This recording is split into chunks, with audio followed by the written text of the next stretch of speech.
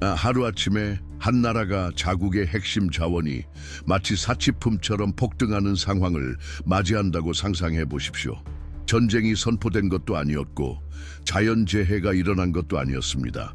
단지 하나의 정치적 결정이 연쇄 반응을 일으켜 아무도 막을 수 없는 사태가 벌어진 것입니다. 바로 미국 정부가 캐나다산 철강과 알루미늄에 대한 관세를 25%에서 50%로 인상한다고 발표했을 때였습니다. 겉으로는 국내 산업 보호라는 명분이었지만 실제로는 자국 산업의 심장을 직격한 조치였습니다. 의무는 분명했습니다. 전체 소비량의 거의 절반을 방금 강타한 이웃 국가에서 가져오고 있는 상황에서 어떻게 핵심 산업을 보호할 수 있겠는가? 이것은 주변부 시장 이야기가 아니었습니다. 캐나다는 북미에서 생산되는 모든 원자 알루미늄의 80%를 공급하고 있었습니다. 이는 단순한 거래 관계가 아니라 수십 년간의 협력과 생산 통합으로 만들어진 깊은 연결고리였습니다. 캐나다산 알루미늄은 조립 라인, 항공우주 산업, 자동차 제조사, 그리고 미국의 전략적 방위 부문까지 공급되었습니다. 이 흐름을 끊거나 가격을 올리는 것은 단순히 수도꼭지를 잠그는 것이 아니라 경제 전체를 움직이는 핵심 기여를 건드리는 것이었습니다. 계산을 해본 사람이라면 알았을 것입니다. 이 조치는 단순히 위험한 정도가 아니라 눈을 감고 불안정한 땅으로 뛰어드는 것과 같다는 것을 시장은 궁지에 몰린 짐승처럼 반응했습니다. 불과 몇 시간 만에 미국 중서부에서 알루미늄 가격이 제조업체들이 감당할 수 없는 수준으로 치솟았습니다. 제너럴 모터스는 비용 전망이 급등했고 포드는 생산 계획을 다시 계산하기 시작했습니다. 장기 계약의 안정적인 가격에 익숙했던 보잉은 이제 몇 주만 기다려도 최종 금액이 수백만 달러씩 더 오를 수 있는 현실을 맞이했습니다. 경고음은 울리지 않았지만 위기는 이미 그 자리에 있었고 생산망의 모든 고리를 조여오고 있었습니다. 공장 내부는 믿기 어려운 분위기였습니다. 바쁘게 돌아가던 작업자들이 일찍 집으로 돌아가기 시작했습니다. 감독들은 생산성 때문이 아니라 기계를 돌릴 비용 때문이라고 설명했습니다. 일부 노동자들은 해고가 시작되기 전에 얼마나 시간이 남았는지 고민하기 시작했습니다. 워싱턴이 물러서기를 기다려야 하나 아니면 늦기 전에 다른 일을 찾아야 하나라는 의문이 퍼졌습니다. 알루미늄 가격 상승은 조립 라인에만 영향을 준 것이 아니었습니다. 산업 생산은 막대한 전력을 소비하기 때문에 공장 가동이 줄자 전력 수요도 감소했습니다. 이는 이미 설비 유지와 현대화에 어려움을 겪고 있던 에너지 기업들의 직격탄이 되었습니다. 한 기여가 멈추자 처음에는 관련 없어 보이던 산업까지 연쇄적으로 타격을 입었습니다. 이것이야말로 순수한 형태의 도미노 효과였습니다. 꼭대기의 정치적 행위가 경제, 사회 전반에 걸친 연쇄 충격을 만든 것입니다. 그 와중에도 공식 발언은 흔들림 없었습니다. 모든 것은 내부 강화를 위한 전략이라는 말을 반복했습니다. 그러나 현장의 사람들에게 이로는 가계부를 채워주지도 공장을 지켜주지도 못했습니다. 국제 계약을 유지하기 위해 알루미늄이 필요한 사업가들은 납기와 공급선을 다시 계산하기 시작했지만 비슷한 품질의 대안을 하루아침에 찾는 것은 불가능에 가까웠습니다. 아이오와의 한 알루미늄 공장 감독은 지역 라디오에 이렇게 말했습니다. 예전에는 세 교대를 쉬지 않고 돌렸지만 지금은 기계가 몇 시간씩 멈추는 날이 있습니다. 사람들 얼굴에서 앞으로 무슨 일이 닥칠지 모르는 두려움이 보입니다. 알루미늄 가격은 기다려주지 않고 청구서는 마감일을 미루지 않습니다. 워싱턴에서 수백 킬로미터 떨어진 곳에서 내려진 결정이 평범한 노동자들의 삶에 미치는 영향에 대한 생생한 증언이었습니다. 그러다 의문이 생겼습니다. 워싱턴의 누군가가 이 결정의 파급 범위를 진정으로 계산해 본 적이 있었을까? 산업을 보호하겠다는 의도였다면 지금까지의 결과는 정반대였습니다. 기업은 질식하고 일자리는 위협받으며 국가 경제를 떠받치는 산업 전반에 압박이 커지고 있었습니다. 마치 체스판에서 중앙의 중요한 말을 희생해 졸 하나를 지키려는 듯한 모습이었습니다. 하지만 그 졸이 처음부터 위협받고 있지도 않았다면 이 긴장 뒤에는 사람들이 직면하기 꺼리는 사실이 있었습니다. 캐나다는 단순한 공급자가 아니라 전략적 파트너였습니다. 견고한 인프라, 청정에너지, 그리고 미국이 경쟁하는 시장에서도 확고한 계약망을 갖춘 국가였습니다. 캐나다산 알루미늄의 높은 장벽을 세운 것은 단지 미국 기업을 불리하게 만든 것뿐 아니라 캐나다가 다른 구매자들과의 유대를 강화하도록 밀어붙인 셈이었습니다. 그리고 한번 새로운 무역 경로가 열리면 설령 관세가 나중에 내려간다고 해도 되돌아올 보장은 없습니다. 이 문제는 단순한 수입 통계가 아니었습니다. 신뢰, 예측 가능성, 그리고 대륙 산업력의 균형 변화가 걸린 문제였습니다. 한때 자연스럽게 흐르던 자원의 길이 이제는 이해관계가 충돌하는 협상 지뢰밭으로 바뀔 수 있었습니다. 그리고 비즈니스 세계에서 오래 일한 사람들은 알고 있습니다. 신뢰가 한번 깨지면 결코 원래 상태로 완전히 돌아오지 않는다는 것을. 관세 부과 소식이 보도에 나왔을 때 미국의 많은 사람들은 여전히 이것이 단지 캐나다를 협상 테이블로 압박하기 위한 또 하나의 수사적 움직임일 뿐이라고 믿고 있었습니다.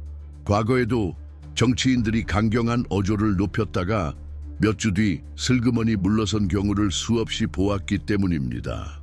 오타와는 소리를 지르지도 거창한 시위를 조직하지도 워싱턴을 향해 격렬한 연설을 하지도 않았습니다. 대신 마치 타격을 받기 전에 이미 방역 계획을 완성해 둔 듯한 냉정함으로 행동했습니다. 그 첫 신호는 대륙에서 가장 큰 알루미늄 재련소 중 하나인 알로웨트의 현대화에 수십억 달러 규모의 투자를 발표한 것이었습니다. 이 산업에 익숙하지 않은 사람들에게는 다소 기술적이고 먼 이야기로 들릴 수 있습니다. 하지만 이것은 오래된 장비로 버티던 작업장에 누군가가 자금을 투입해 기계를 전면 교체하고 효율성을 높이며 폐기물을 줄이고 수십 년간 안정적이고 저렴한 에너지를 보장하는 것과 같았습니다. 마치 고장이 잦은 낡은 차에서 유지비와 연료가 모두 보장된 새 차로 바꾸는 것과 같았습니다. 이 변화는 수백 명의 근로자들에게 실질적인 안도감을 주었습니다. 그들 중 상당수는 50대로 예고 없이 문을 닫는 회사를 이미 여러 번 경험한 사람들이었습니다. 그중 한 명인 소피는 근무 경력 14년의 생산 라인 엔지니어였습니다. 그녀는 현대화 소식을 들었을 때 어깨에서 짐을 내려놓는 기분이었다고 말했습니다. 그것은 단순히 새로운 장비 때문이 아니라 앞으로 5년 뒤에도 여전히 자신의 자리가 있고 아이들이 자신이 이력서를 다시 쓰며 20살이나 어린 사람들과 일자리를 두고 경쟁하는 모습을 보지 않아도 된다는 확신 때문이었습니다. 소피와 같은 사람들에게 이 안정성은 경제적 보장 그 이상이었습니다. 오랫동안 미국 중서부에서 공장이 지도에서 사라지는 모습을 보아온 그녀에게 안정이라는 단어는 거의 사치처럼 느껴졌습니다. 미국에서 여전히 국내 산업 보호라는 공식 이야기가 반복되는 동안 캐나다의 전략은 이미 본격적으로 실행에 들어갔습니다. 즉흥적인 움직임이 아니었습니다. 주요 항구들은 더 많은 화물을 받을 준비를 시작했고 하이드로 퀘벡과의 청정 에너지 계약이 체결되었으며 유럽연합, 일본, 영국, 싱가포르, 이탈리아와의 무역 협정이 모두 관세 없이 그리고 캐나다산 알루미늄에 우선권을 주는 조건으로 마무리되었습니다. 이는 곧 기존의 미국 공급업체에서 구매하던 유럽 기업들이 퀘벡과 장기 계약을 체결하기 시작했다는 뜻이었습니다. 그 이유는 단순히 가격 때문만이 아니었습니다. 예측 가능성이었습니다. 2025년 제조업 경력 30년 이상의 생산 관리자라면 누구나 알 것입니다. 비용의 불안정성은 어떤 조립 라인에도 치명적인 독이라는 것을 차라리 조금 더 비싸게 주더라도 계약이 확실히 지켜지는 것이 워싱턴의 돌발 변덕에 휘둘리는 것보다 낫습니다. 트루아리 비에르의 알루미늄 압출업계 사업가 루크 부시는 한 지역 신문에 전달에 일본 오사카로 첫 제품을 선적했다고 말했습니다. 10년 전에는 그저 꿈이었을 뿐이죠. 루크는 영화 속 인물이 아니라 햇볕에 그을린 주름과 수십 년의 공장 경험을 가진 현실의 인물입니다. 2008년 위기가 주문량을 절반으로 줄였을 때 그의 공장은 급격히 축소되며 사라질 뻔했습니다. 그러나 이제 2025년에 그는 지구 반대편과 거래를 성사시키고 있었습니다. 많은 사람들에게 경제 뉴스 한 줄에 불과했던 것이 그에게는 캐나다의 전략이 성공하고 있다는 확실한 증거였습니다. 소피와 같은 노동자들, 루크와 같은 사업가들이 기회를 넓혀가고 있는 동안 캐나다는 자국 계획 중 가장 야심찬 부분을 실행하기 시작했습니다. 그것은 미국의 인프라에 의존하지 않고 제품을 수출하는 구조를 만드는 것이었습니다. 이를 위해 항구, 철도, 그리고 유럽과 아시아를 미국 영토를 거치지 않고 직접 연결하는 물류 협정에 막대한 투자가 이루어졌습니다. 지정학을 아는 사람이라면 알 것입니다. 이것은 단순한 운송 문제가 아니라 주권 문제라는 것을. 워싱턴의 통관 봉쇄나 정치적 변덕이 컨테이너를 가로막을 수 없게 하는 일입니다. 이 물류 재편은 단순한 종이 위의 계획이 아니었습니다. 그것은 지역 공동체의 일상까지 변화시켰습니다. 과거에는 젊은이들이 몬트리올이나 토론토로 떠나던 항구 도시들이 새로운 일자리와 투자를 맞이하게 된 것입니다. 상점들이 다시 문을 열고 식당이 직원을 더 뽑으며 자동차 정비소가 영업시간을 늘렸습니다. 이는 무역 분쟁의 이면에서 조용히 이루어지는 번영의 재분배를 보여주는 작은 징후였습니다. 바깥에서 지켜보는 사람이라면 이 대비를 모를 수 없었습니다. 미국의 헤드라인이 경기 둔화, 물가 상승, 불확실성을 전하는 동안 캐나다의 보고서는 수출 증가, 생산 능력 확대, 수십 년간 유지될 계약 성사를 전했습니다. 40살이 넘도록 여러 차례 위기를 겪어본 사람들에게는 여기에 늘 유효한 교훈이 있었습니다. 경제에서 승자는 폭풍이 오기 전에 대비하는 자이지 이미 폭풍이 시작된 후에 피난처를 찾는 자가 아니라는 것입니다. 이 움직임은 결코 우연이 아니었습니다. 캐나다의 정치 경제 지도자들은 최근 몇 년간의 무역 긴장을 주의 깊게 관찰하며 단일 파트너에 지나치게 의존하는 것은 불안정한 동네에서 문을 열어두고 사는 것과 같다는 사실을 깨달았습니다. 언젠가는 누군가 들어와 게임의 규칙을 바꿀 것입니다. 이 인식에 장기 계획이 더해져 재앙이 될 수도 있었던 위기가 오히려 국가를 세계 무대에서 재배치하는 지렛대가 되었습니다. 그리고 아마 이것이 미국의 가장 불편한 사실일 것입니다. 이번 경쟁의 상대는 멀고 이질적인 나라가 아니라 국경과 시장, 역사를 공유하는 가장 가까운 이웃이었기 때문입니다. 세계에서 가장 큰 무역 관계 중 하나를 가진 그 나라는 바로 그 순간 남쪽에 거인 없이 살아가는 법을 배우고 있었습니다. 이 역학은 현대 국제 정치의 본질을 보여줍니다. 문제는 단순히 관세나 계약이 아니라 그 뒤에 있는 사람들과 그들의 생각입니다. 리더십의 특징, 미래를 내다보는 시각, 모두가 다음 분기 실적에 집중할 때 다음 10년을 바라보는 능력, 이 모든 것이 이런 분쟁의 결말을 결정합니다. 그렇기에 도널드 트럼프와 시진핑처럼 세계의 방향을 결정하는 지도자들의 이야기를 젊은 시절부터 오늘날까지 이해하는 것이 중요합니다. 그들의 습관, 집착, 모순이 왜 특정한 선택을 하게 되는지, 그리고 그것이 어디로 우리를 이끌 수 있는지를 설명해 주기 때문입니다. 캐나다 정부가 수력 발전으로 생산된 알루미늄을 국가 전략 자산으로 재분류한다고 공식 발표했을 때 캐나다의 계획은 구체적인 형태를 띠기 시작했습니다. 이 결정은 단순한 행정 절차의 조정이 아니라 정부 산업 대외 무역의 관계를 근본적으로 바꿀 수 있는 분류 변경이었습니다. 알루미늄을 석유 매장량이나 희귀 광물과 같은 수준으로 올려놓는 것은 이 자원을 장기 정책으로 보호하고 당위 정치 변동에 흔들리지 않게 하며 국가의 핵심 자산으로 다루겠다는 뜻이었습니다. 그 선택은 인프라에 대한 직접 투자, 목표를 가진 보조금, 그리고 수십 년 동안 제품의 경쟁력을 유지할 수 있는 보호망 구축으로 이어졌습니다. 이제 알루미늄 수출은 단순히 금속을 파는 것이 아니라 국가 전략 전체를 떠받치는 산업 기둥을 세우는 일이 되었습니다. 이 변화의 중심에는 퀘벡주 사근의 항구가 있었습니다. 안정적인 수출 흐름에 익숙했던 이 도시는 이제 규모가 큰 프로젝트로 인해 일상이 뒤흔들리고 있었습니다. 캐나다 달러 20억이 넘는 예산이 책정된 항만 확장 계획은 단순히 물리적 용량을 늘리는데 그치지 않았습니다. 이 프로젝트에는 6만 9천 통읍 선박을 받을 수 있는 전용 터미널 건설과 생산지를 유럽과 아시아에 직접 연결해 미국 영토 경유를 없애는 구조가 포함되었습니다. 담당 엔지니어들에게 이 재구성은 단순한 운송 공사가 아니라 무역 독립의 회랑을 건설하는 것이었습니다. 주민들에게는 일자리와 함께 끊임없이 드나드는 근로자, 기술자 공급업체들이 도시의 리듬을 바꿔놓았습니다.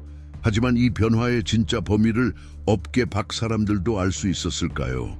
겉으로 보면 그저 흔한 인프라 확장처럼 보일 수 있습니다. 그러나 이 전략적 움직임은 또 다른 조각과 맞물릴 때 진가가 드러났습니다. 그것은 375km에 달하는 알루에트 제련소와 항구를 잇는 철도 노선이었는데 연방주 정부 자금으로 현대화되었습니다. 이 노선은 운송 시간을 거의 3분의 1 줄이고 톤당 비용을 절감하며 예측 가능성과 이윤을 높였습니다. 이제 화물차 한 대 한 대가 단순한 물류가 아니라 외부 압력을 피하도록 설계된 네트워크의 일부가 된 것입니다. 이 논리를 다른 산업에까지 확장하면 어떻게 될까요? 그 답은 유럽연합이 탄소 국경조정 제도를 시행하면서 나타났습니다. 이 규정에 따르면 탄소 배출량이 많은 제품에는 무거운 세금이 부과되고 퀘벡의 수력 알루미늄처럼 배출이 적은 제품은 면세로 들어갑니다. 이 환경적 우위는 물류 이점과 결합해 석탄이나 가스에 의존하는 경쟁자들에게 거의 넘을 수 없는 장벽을 만들었습니다. 이제 경쟁은 단순한 가격 효율 싸움이 아니라 환경 요인을 시장 지렛대로 통합하는 차원으로 올라섰습니다. 가격 경쟁력뿐 아니라 세계에서 가장 까다로운 규제 시장에 완벽하게 부합하는 제품을 가진다는 것이 어떤 의미인지 생각해 본 적이 있습니까? 이 특권적 위치 덕분에 캐나다산 알루미늄은 단순한 상품이 아니라 고위급 무역 협상의 여건이 되었습니다. 수출되는 매 톤이 외교적 설득력까지 실어 나르는 셈이었습니다. 독일, 이탈리아, 프랑스의 기업들은 캐나다를 단순 공급자가 아닌 환경 규제 준수와 장기 안정성을 보장하는 파트너로 보게 되었습니다. 이후 영향은 놀라울 만큼 연결되기 시작했습니다. 캐나다 달러 10억이 넘는 투자가 사근의 항구를 온타리오의 전기차 생산망과 매니토바의 리튬 배터리 허브에 연결하는 데 투입되었습니다. 그 결과 모든 요소가 청정 에너지로 구동되고 국가 정책으로 통제되는 폐쇄형 경제 순환이 형성되었습니다. 이는 비용과 물류 위험을 줄이는 동시에 서로 다른 지역의 경제를 동시에 강화했습니다. 이런 구조는 국제 무대에서 한 나라의 이미지를 어떻게 바꿀까요? 투자자와 무역 파트너들은 정부가 효율성과 지속 가능성을 목표로 생산망 전체를 조율하는 모습을 보며 신뢰를 느낍니다. 경쟁자들에게는 캐나다가 현재뿐 아니라 저탄소 경제의 미래에서도 경쟁할 준비가 되어 있다는 경고가 됩니다. 이 모든 것이 자리를 잡는 동안 이 네트워크에 연결된 도시들은 실질적인 변화를 느꼈습니다. 사근에서는 전문 인력을 맞이하기 위해 새 사업이 생겼고 온타리오의 공장들은 신규 계약을 따내 인력을 확충했습니다. 매니토바의 리튬 채굴 가공 프로젝트는 투자로 인해 수요 변동이 잦던 지역에 고급 일자리를 만들었습니다. 끊임없는 움직임의 감각은 내부적으로 진보의 서사를 만들었고 노동자와 기업가들의 사기를 높였습니다. 그러나 이 시기를 과거의 다른 성장기와 구분지은 것은 목표의 명확성이었습니다. 무질서한 흥분도 모호한 약속도 없었습니다. 정치, 산업, 무역이 구체적 수치와 장기 목표에 기반해 정렬되어 있었고, 이 규율이야말로 발전을 지속 가능하게 만들고 정권 교체나 외부 압력에도 견딜 수 있게 했습니다. 한 나라가 목표와 수단에서 이 정도의 일치를 이룬다면 어떤 일이 벌어질까요? 많은 분석가들은 그 나라는 단순히 강력한 경쟁자가 아니라 게임의 규칙을 바꾸는 플레이어가 된다고 말합니다. 이 능력은 하루아침에 생기는 것이 아니라 일관된 선택과 다른 이들이 주저할 때 투자하는 결단에서 나옵니다. 이 시점에서 관세 인상으로 시작된 무역 분쟁은 국가 전략에 관한 실전 교과서가 되었습니다. 더 이상 단순 보복이 아니라 그 충격을 이용해 몇 년 전만 해도 상상하기 힘들었던 위치에 캐나다를 올려놓는 구조를 만드는 것이었습니다. 겉으로는 경제 지표와 산업 정책 이야기처럼 보였지만 실제로는 제약을 확장의 발판으로 바꾸는 능력에 관한 이야기였습니다. 이 모든 얽힘과 결정을 이해했다면 이제 분명히 알 수 있습니다. 이 분쟁은 무역을 넘어 21세기의 권력이 어떻게 구축되는지를 보여주는 살아있는 사례라는 것을. 미국의 방위 체계는 공개적으로는 누구도 인정하고 싶지 않은 한 가지 취약성을 마주하고 있었습니다. 그들의 가장 정교한 프로젝트 중 다수의 척추를 이루는 부분이 이제 예전처럼 원활하게 흐르지 않는 금속에 의존하고 있었던 것입니다. 문제는 단순히 공급이 아니라 통제권이었습니다. 그 흐름의 최종 결정권을 누가 쥘 것인가, 미사일 구조에 맞춰지고 대륙을 가로지르는 동체를 성형하며 충격을 견딜 수 있도록 설계된 차량을 보호하는 고정밀 알루미늄은 아무 곳에서나 만들어지지 않습니다. 그것은 느리고 정밀하게 조율된 공정의 산물이며 아주 작은 오차도 허용하지 않습니다. 이런 수준의 생산 라인이 멈추면 다음날 기계를 켜는 것만으로는 재개할 수 없습니다. 기술자들은 사이클, 순도, 절대 유지해야 하는 기준에 대해 이야기하며 이 모든 것은 원재료의 출처에서 시작됩니다. 그런데 그 출처가 더 이상 당신의 우선순위에 맞춰 움직이지 않는다면 어떻게 해야 할까요? 내부 회의에서 장교와 엔지니어들이 이런 의존 관계를 두고 토론하는 장면은 드물지 않습니다. 다른 한쪽에서는 경제 구조를 재편해 관계를 줄이는 방향으로 움직이는 파트너에게 의존한다는 것이 무엇을 의미하는지 말입니다. 마치 다리를 짓는 일을 이웃과 함께 하다가 공사 도중 그 이웃이 당신 쪽 강변을 포함하지 않는 다른 길을 설계하기 시작하는 것과 같습니다. 당신이라면 어떻게 하겠습니까? 파트너십을 끊고 미완성의 다리를 남길 것인가? 아니면 다리 완성의 운명을 이미 다른 곳을 바라보는 이웃의 손에 맡길 것인가? 이 딜레마는 특정 전략 계약들이 새롭게 재구성되고 있다는 신호가 나타나면서 본격화되었습니다. 배제하려는 것은 아니었지만 새로운 동맹을 우선시하는 움직임이었습니다. 지속적인 투자에 힘입은 캐나다 방위 산업은 아시아와 유럽의 제조사 정부와 직접 장기 납품 계약을 맺기 시작했습니다. 워싱턴과의 거리두기 선언은 아니었지만 해석은 명확했습니다. 다른 파트너들의 수요가 늘어난다면 과연 미국의 주문이 여전히 최우선 순위로 남을 수 있을까? 분석가들이 시나리오를 검토하는 동안 군수 부품 전문 공장 내부의 일상은 변하기 시작했습니다. 납기일은 길어지고 비용은 상향 조정되며 일정표는 재검토되었습니다. 최소 허용 오차 범위로 작업해온 엔지니어들은 기술적 결함 때문이 아니라 공급 불확실성 때문에 모든 계산을 다시 해야 했습니다. 그리고 군사 시스템에서 일정 지연은 단순 회계 문제가 아닙니다. 그것은 도시 전체를 보호하기 위해 설계된 방공 프로젝트가 꼭 필요한 순간에 준비되지 못할 수 있다는 뜻이었습니다. 이런 논의 속에서 전략가와 경제학자 모두를 불편하게 하는 질문이 떠올랐습니다.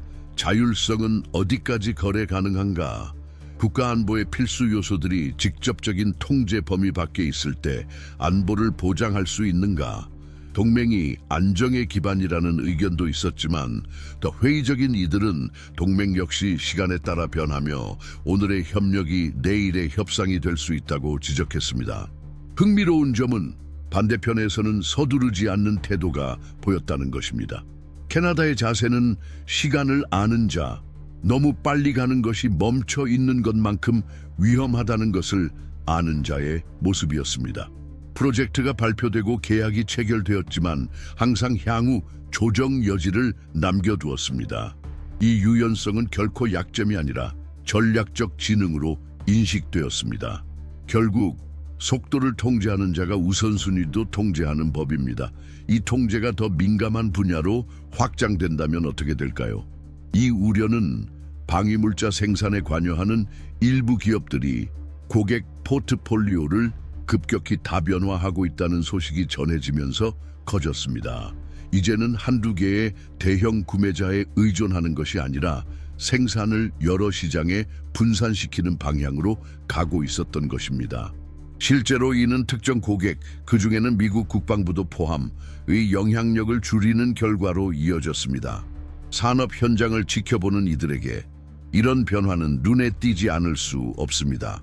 노련한 근로자들은 복도에서 생산이 예전과 조금 다르다고 이야기합니다. 능력이 떨어져서가 아니라 주문이 이제 민간용과 군수용으로 섞여 들어오기 때문입니다. 항공기 합금을 녹이는 같은 용광로가 다음 주에는 첨단 상용 차량을 위한 제품을 만드는 데 쓰일 수 있습니다. 이 교대 생산 구조는 의존도를 희석시키고 산업별 위기에 대한 경제적 방어막을 만드는 역할을 했습니다. 그러나 이 방어막은 밖에서 보기에는 과거에 우선 접근권을 가졌던 이들에게 장벽처럼 보일 수 있습니다. 이 위치 변화는 불편한 깨달음을 안겨줍니다. 긴장이 고조되는 시기, 영향력은 단순히 가장 큰 국방 예산을 가진 자에게 있지 않고 모두가 필요한 자원을 통제하는 자에게 있다는 사실 말입니다. 이 깨달음은 협상을 이끄는 방식, 약속을 세우는 방식, 심지어 집단 안보 전략의 정의 방식까지 바꿉니다. 더 복잡해지는 점은 방위 산업이 고립된 덩어리가 아니라는 것입니다. 그것은 기술, 무역, 외교와 얽혀 있습니다. 그리고 한 나라가 이 모든 분야의 핵심 지점을 동시에 점령하게 되면 다른 나라의 결정을 좌우할 수 있는 능력이 기하급수적으로 커집니다. 목소리를 높이거나 직접 위협할 필요도 없습니다. 그저 모두가 그 존재의 무게를 알고 있다는 사실만으로 충분합니다. 2025년 공개 논의가 여전히 관세와 수출 계약을 중심으로 이루어지고 있을 때 일련의 투자가 캐나다 전역으로 퍼져나가고 있었습니다.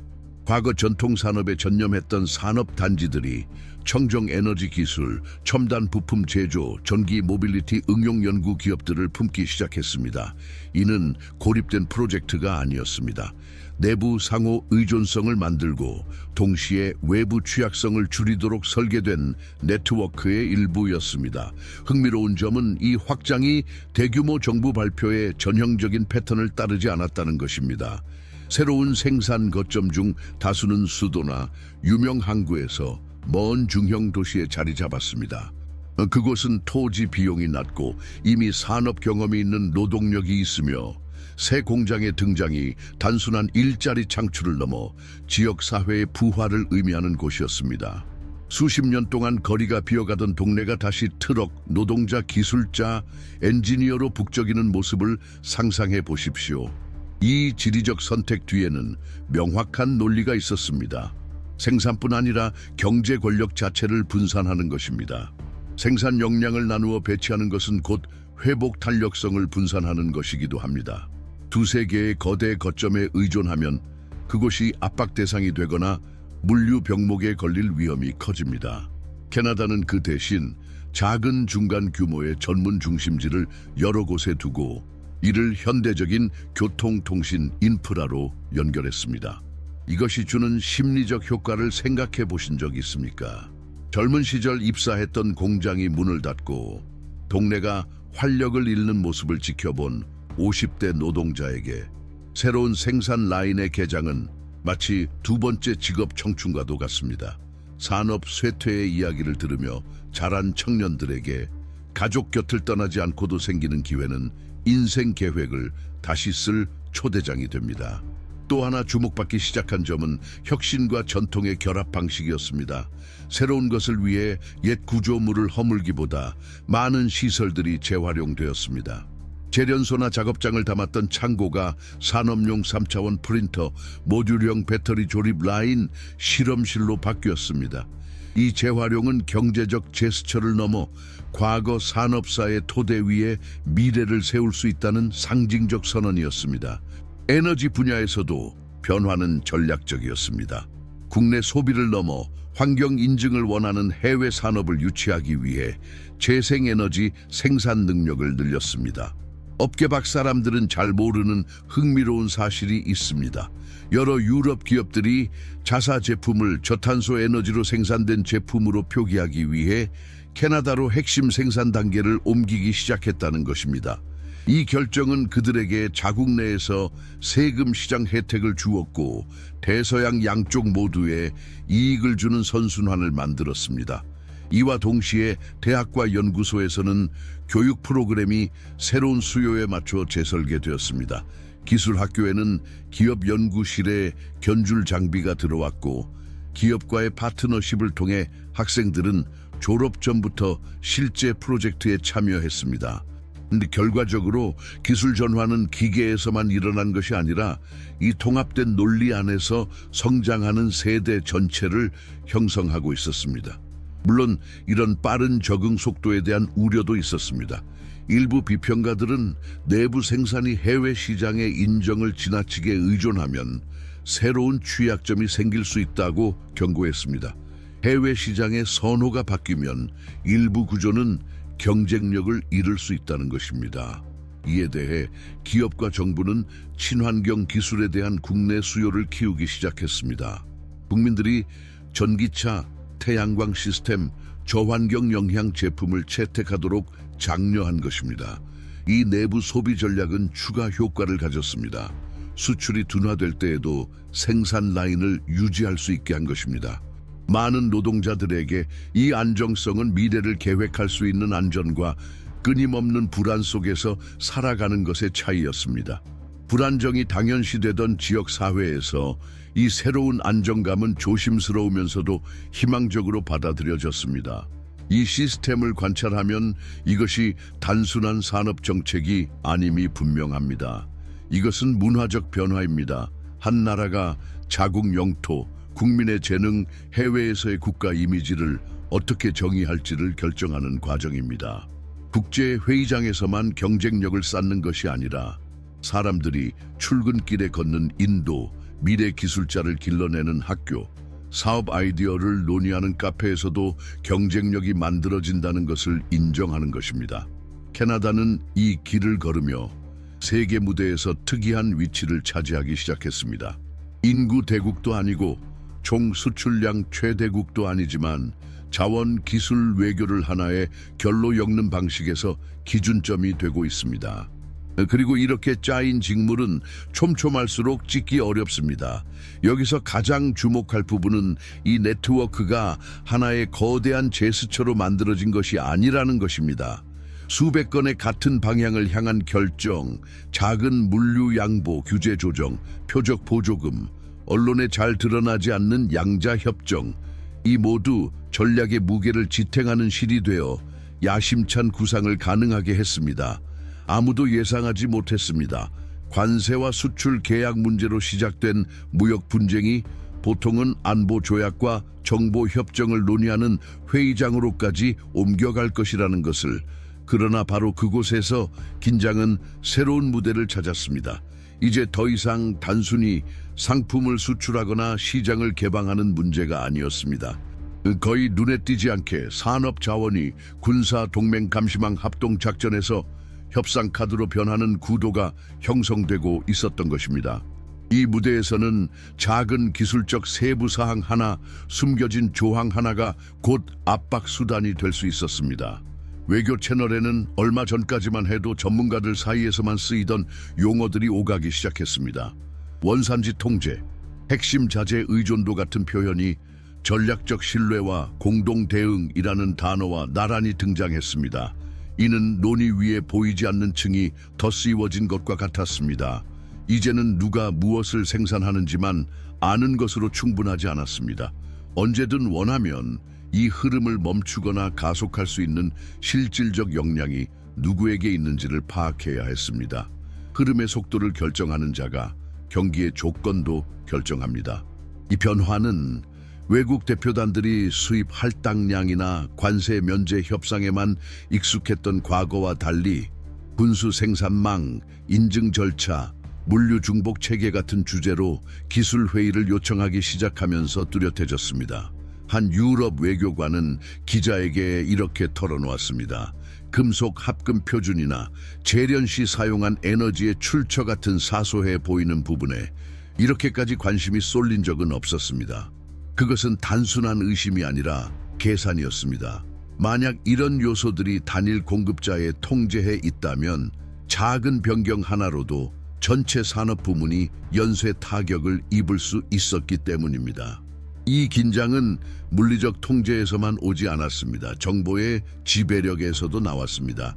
전략 산업 부문에서 입지를 굳히면서 캐나다는 동맹국들의 수요 전망, 납기 일정, 기술 사양에 대한 특권적 접근권을 얻게 되었습니다. 평시에는 행정 데이터로 취급될 수 있는 정보였지만 위기 상황에서는 각 파트너의 취약 지도를 그대로 드러내는 자료가 되었습니다. 그리고 그 지도를 쥔 자는 계약 이상의 것을 쥐게 됩니다. 지역 분쟁으로 인해 한 동맹국이 공군 전력을 신속히 보강해야 하는 상황을 상상해 보십시오. 부품은 주문되어 있지만 그 부품이 또 다른 정부가 통제하는 자재에 의존한다면 그 신속성의 대가는 무엇이 될까요? 금전적 비용뿐일까요? 아니면 정치적 비용도 포함될까요? 추가적인 약속과 조건은 어떻게 패키지에 묶일까요? 대화가 거듭될수록 과거에는 단순한 기계 부품처럼 여겨졌던 공급망이 이제는 가장 민감한 협상에서의 협상 칩이 되고 있음이 분명해졌습니다. 캐나다군 내부에서도 이 위치를 자국의 동맹 내 역할을 재정의할 기회로 보는 시각이 있었습니다. 위협하거나 맞서는 것이 아니라 국가 기여가 단순히 병력 파견이나 예산 할당을 넘어서 있음을 보여주는 것이었습니다. 그 기여는 동맹을 지탱하는 재료 그 자체에 세우며 있었습니다. 한 고위 장교는 이 새로운 현실을 이렇게 묘사했습니다. 누군가 싸울 생각을 하기 전부터 우리는 이미 갑옷을 만드는 일에 참여하고 있다. 이 인식은 파트너들의 행동도 바꾸기 시작했습니다. 일부는 가격 안정뿐 아니라 납품 우선권 확보를 위해 장기 계약을 제안했습니다. 다른 일부는 공급망을 다변화하려 했습니다. 더 비싸게 지불하거나 덜 유리한 납기를 받아들이더라도 추가적인 안전망을 만들기 위해서였습니다. 그리고 전략 게임에서 늘 그렇듯 한쪽의 움직임은 다른 쪽의 대응을 불러왔습니다. 의존도를 줄이려 할수록 캐나다는 자국의 존재가 필수적인 산업 부문을 더욱 확대해 나갔습니다. 흥미롭게도 이 흐름은 글로벌 대국에만 국한되지 않았습니다. 핵심 자재를 자체 생산하지 못하는 소규모 국가들도 오타와를 찾아 직접 파트너십을 제안했습니다. 대가로는 지역 시장 접근, 독점 물류 경로, 다자간 표결에서의 외교적 양보까지 제공했습니다. 겉으로는 사소해 보이는 이런 작은 합의들이 하나씩 쌓여 캐나다의 영향력 네트워크를 강화했습니다. 이 지점에서 공식 연설에는 잘 드러나지 않는 도덕적 딜레마가 나타납니다. 경제적 우위를 정치적 영향력의 도구로 쓰는 것이 과연 정당한가? 이것이 현대 상호 의존의 자연스러운 귀결이라는 시각도 있지만 일부는 이를 협력을 가장한 종속으로 변질시킬 위험으로 봅니다. 두 개념 사이의 경계는 늘 얇고 많은 경우 그 경계를 넘는 순간은 알아채기 어렵습니다. 일반 시민에게 이런 이야기는 멀게 들릴 수 있습니다. 그러나 그 여파는 은밀하게 일상에 스며듭니다. 방위 시스템 생산 지연은 같은 산업망에 연결된 민간 계약에도 영향을 미칠 수 있습니다. 정부 간 협상이 길어지면 교통에너지 보건 같은 분야의 기술 도입이 늦춰질 수 있습니다. 그리고 서서히 깨닫게 됩니다. 지정학의 영역에만 속한다고 생각했던 일이 상품 가격, 서비스 이용 가능성, 일자리 기회에까지 스며들고 있다는 것을. 이 상호 연결성이 바로 상황을 민감하게 만드는 이유입니다. 모두가 같은 자원과 과정을 공유할 때 안보, 경제, 사회 생활을 완전히 분리할 수는 없습니다. 이 현실을 인정함으로써 캐나다는 단순 공급자가 아니라 대륙을 가로지르는 네트워크의 중심 노드로 자리 잡았습니다. 그 노드를 잡아당기면 전체 구조가 반응하게 됩니다. 이 위치가 앞으로 어떻게 사용될지는 아직 알 수 없습니다. 동맹을 강화하고 정치적 신뢰를 쌓는 트럼프 카드로 남을까요? 아니면 국가 이익이 요구할 때 공개 압박의 수단으로 변할까요? 그 답은 공식 발표에서가 아니라 세심히 관찰한 징후 속에서 나올 것입니다. 비밀리에 갱신된 계약, 조용히 방문하는 외국 대표단, 민감한 수출을 규제하는 법의 미묘한 변화 같은 것들 말입니다. 아마도 이 역사의 국면이 주는 진짜 교훈은 이것일 것입니다. 권력은 눈부신 무대 위에서만 행사되지 않는다는 것. 신문에 실리지 않는 회의, 기술적 선택처럼 보이지만 미래를 바꾸는 결정, 이런 이면의 움직임 속에서 권력은 형성됩니다. 이 분쟁을 지켜보는 사람이라면 표면에 속아서는 안 됩니다. 시선이 좀처럼 머물지 않는 곳을 봐야 합니다. 바로 그곳에서 앞으로 수십 년의 방향이 정해지기 때문입니다. 이 복잡한 기계를 완전히 해독하려면 그것을 실제로 움직이는 사람들에게 시선을 돌리지 않을 수 없습니다. 국경을 다시 그리고 국제 동맹을 재정의하는 모든 조치 뒤에는 오래된 야망, 숨겨진 두려움, 조용한 약속, 그리고 권력의 정상에 오르기 훨씬 전부터 다져진 전략으로 형성된 지도자들의 이야기가 있습니다. 도널드 트럼프와 시진핑 같은 인물을 이해한다는 것은 그들의 대중앞 등장 장면을 넘어서 사상의 기원, 위기 상황에서의 반응을 만든 경험, 결정을 이끈 보이지 않는 영향력, 그리고 각 경로의 모든 단계가 어떻게 오늘날의 행동 방식을 구축했는지를 탐구하는 것입니다. 그들의 여정의 시작부터 가장 폐쇄된 무대, 뒤편까지 파고드는 그 깊은 탐구 속에야 우리는 세계 정세를 명확히 해석하고 앞으로의 움직임까지 예측할 수 있는 열쇠를 발견할 수 있습니다. 이런 이해는 비상적인 분석이나 준비된 문구에서 나오지 않습니다. 과거, 현재, 미래의 전망을 엮어 권력이 대중 앞에 드러나기 오래전부터 이미 구축되고 있었음을 드러내는 조사와 통찰에서 나옵니다. 여기까지 읽으셨다면 이 이야기가 지금 끝나지 않는다는 것을 이미 아실 것입니다. 그것은 앞으로 체결될 협정들, 조명 밖에서 성숙해지는 전략들, 그리고 공개될 적절한 순간을 기다리고 있는 결정들을 통해 계속 이어질 것입니다. 그래서 저는 여러분께 제안합니다. 채널을 구독하시고 가장 인상 깊었던 점을 댓글로 나누어 주시며 좋아요로 응원해 주십시오. 그렇게 함으로써 더 많은 사람들이 우리 시대를 형성하는 사건들에 대해 함께 생각할 수 있을 것입니다. 여러분의 참여는 이 논의를 살아있게 만들고 다른 곳에서는 쉽게 접할 수 없는 분석의 범위를 넓혀줍니다. 마지막까지 함께 해주셔서 감사합니다. 이번 장은 강렬했지만 앞으로도 많은 이야기가 기다리고 있습니다. 다음 콘텐츠를 준비하십시오.